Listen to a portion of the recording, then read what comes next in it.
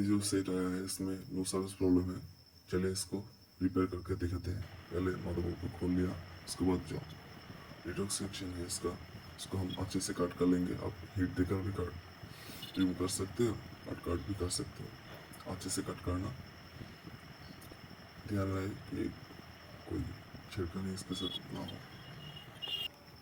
अच्छे से कट कर लिया। उसके बाद मेरा जो प्रॉब्लम था इस सेट में वो W3 आईसी में ही था। इसके लिए हम उस आईसी को रिप्लेस करेंगे। आईसी मेल्ट हो गया, हम रिमूव कर लिए हम। उसके बाद हम मदरबोर्ड को अच्छे से क्लीन करेंगे। पेस्ट लगा लिया हम, डिसअसेंबलिंग की मदद से हम क्लीन करेंगे। क्लीन हो जाने के बाद हम नए आईसी को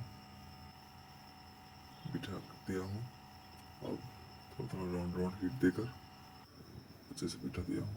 मदरबोर्ड को भी सेट कर लेना, आप चेक करेंगे और जो प्रॉब्लम था वो सॉल्व हो गया नहीं। वीडियो आपका हेल्प का हो तो लाइक कर दे।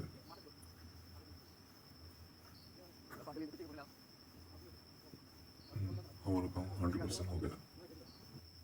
Thank you. इसी नई ट्रिक पाने के लिए चैनल को सब्सक्राइब कर लो।